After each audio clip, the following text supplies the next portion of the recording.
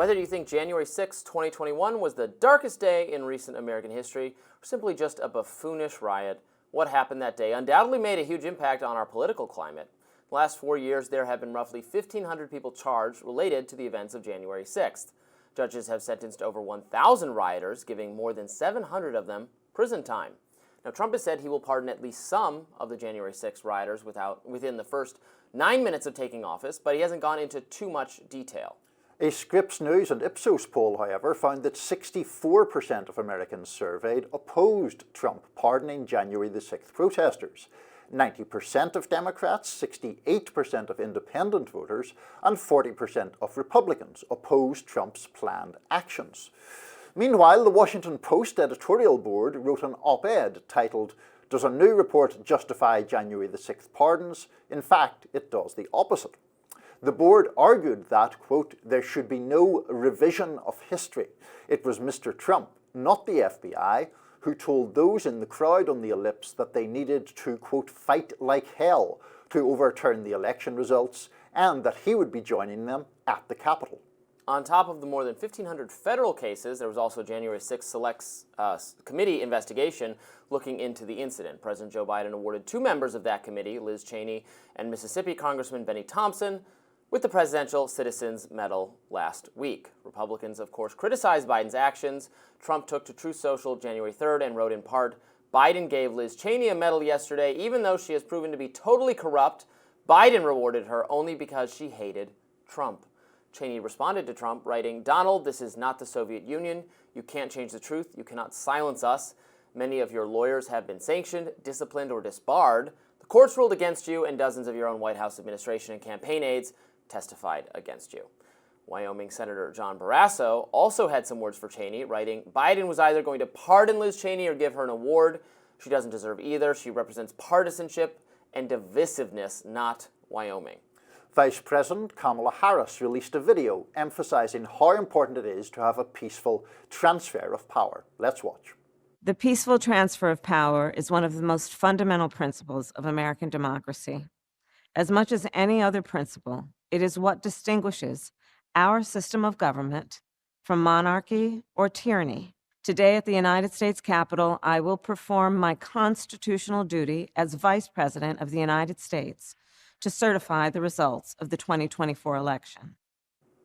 So here we are, 4 years later after January 6th. I don't predict there will be any rioting today, as it's impossible to get around the District of Columbia. There's a lot of snow. You and I have slightly different views on this subject, maybe more than slightly. Look, I don't know who or if anyone Trump is going to be pardoning or commuting sentences. He has said he will. There are certainly some in the MAGA base who want him to do this, and he has said he will be looking at some of them and indeed expects there will be some pardons taking place. I think it was perfectly appropriate to prosecute people for trespassing, for fighting with the cops, for smashing windows. I've always been, that's fine, throw the book at those people. Within reason, people don't need to languish in prison for decades because they broke a window. I would think that in all cases. The Capitol is maybe a more special building, but it's a building nonetheless. People who fought with cops or engaged in violence deserve much more serious treatment.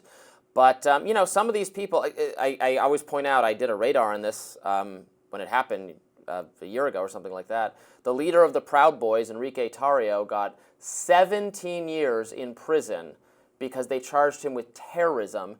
He wasn't even there on January 6th. And so trying to pretend this was some organized, actual paramilitary occupation of the Capitol that was going to present the transfer of power is not, I don't think that's a credible assertion, and I don't think people should languish in prison for decades over it, and if Trump commutes the sentences on those basis, I would support it.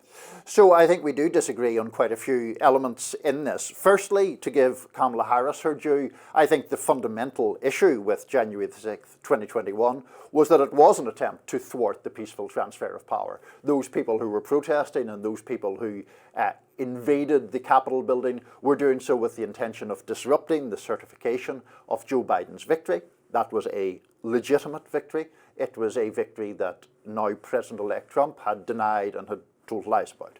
Now, in relation to the sentences, the most serious sentences were passed upon people who had been found guilty of seditious conspiracy. That is an extremely serious offence. They have had the same right as anyone else had to protest their innocence, to push back on the charges against them, and they either pleaded guilty or were found guilty. People face the consequences of those actions. I think one of the things that has bedeviled the debates about January the 6th is the idea that people should somehow be able to wriggle out of the consequences of their actions when those consequences were the rightful working of the judicial process through criminal acts. And so I don't really have any sympathy. I do not understand at all what the rationale for pardons purportedly is. Why would we pardon people? It seems to me that the only reason Trump wants to pardon them is that they were his supporters. But that's pretty thin gruel to justify pardoning anybody. I mean, you say it's a seditious conspiracy. The overwhelming majority of the people there, 99% of the people I didn't say it was I said people were convicted of seditious conspiracy. Yeah, when the government overcharges people and all sorts of, I mean, it's a civil libertarian jury of their peers, Robby. Well, yeah, they plead guilty because they can't risk the Proud Boys guy I mentioned. They wanted to give him 33 years, and the judge said, well, it's not fully terrorism, so let's do half of that. 17 sounds good. This is not the most scientific determination from my standpoint. But one could say that about literally any. Well, and I do. I mean, I often do say that. I mean, I'm a civil libertarian. I think we overcharge, we overcriminalize, and we keep people in prison in a lot of cases longer than they need to be when they're not. The point of prison to me is not to punish or send some message, but to simply keep people safe from dangerous and violent people. But surely there has to be some punitive element to people who have engaged in a violent absolutely, and there have been punitive attempts taken. I mean, the MAGA shaman, I forget that guy's name. He spent 3 years in like almost solitary confinement for a significant amount of that time. That's a pretty steep punishment to me for someone who, yes, was a ringleader of a trespassing event. But where you and I really disagree on is that this was I was there, I watched it unfold. I don't believe it was planned or organized. I think it was a spontaneous riot that broke out that, again, was bad. And I do blame, unlike many in the MAGA contingent, I absolutely blame Donald Trump for what he said, stoking the fires of that. I don't think he wanted them to storm the Capitol, and I don't believe he was leading an actual effort in that day, in that moment, with the actions taken by the protesters to stop the transfer of power. You can criticize the actions he took in the previous weeks for the actual legal attempts he made. What was happening on January 6th, now you can say that he should have known that his words were going to inflame this response, and you can hold him accountable for that. I think the right mechanism to hold him accountable for that was actually the impeachment vote, and he was acquitted, and so well. Oh, that's how it works. But most of the people there, 99% of the people there, were engaged in First Amendment protected activity. You could disagree with them. You can say their cause was wrong and they were misled, but they were not. They were there practicing First Amendment activity. And to the extent that was organized, it's not illegal. It's not a seditious conspiracy. The people who went in should be charged in accordance with their crimes, and they were. But there are certainly places where, without looking at every individual specific case, I would be likely to agree that this person doesn't need to be in prison for 5 years or 10 years or 15 years. Well, there are several issues. I was trying to find the DOJ press release that breaks down the charges, and I haven't quite done so in the time available to us here.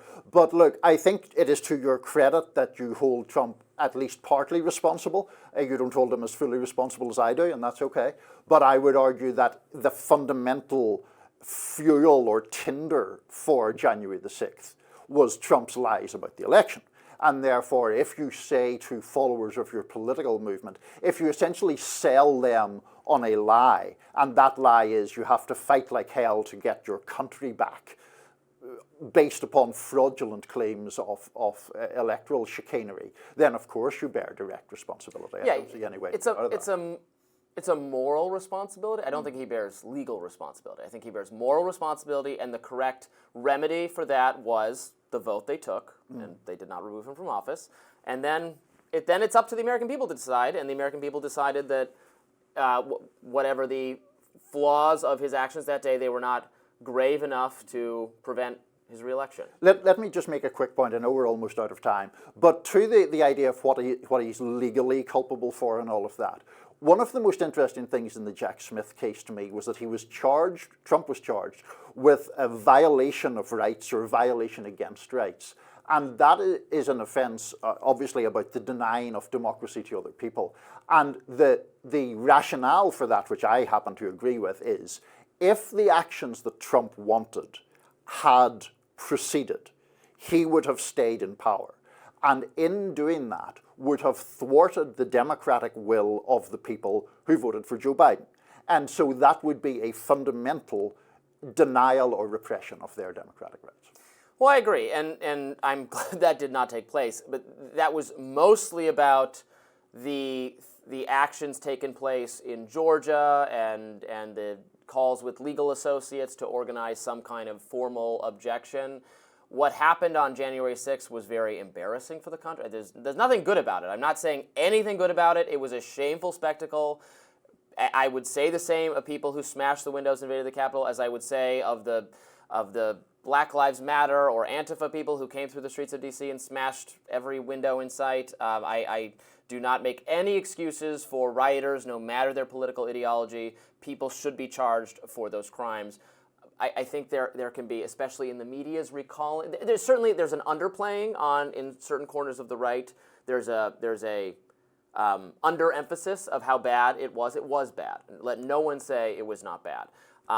Similarly, I think there's a little bit of an exaggeration in some circles of the media, chalking this up to 9/11 or Pearl Harbor or like the darkest day in American democracy. Our institutions held, and that was a good thing. And the people storming the Capitol was never going to stop the transfer of power. Well, maybe the efforts by Trump came uncomfortably close, I would argue, but anyway. Well, we disagree there. We disagree. That's the point of the show, is a debate. More Rising still to come right after this.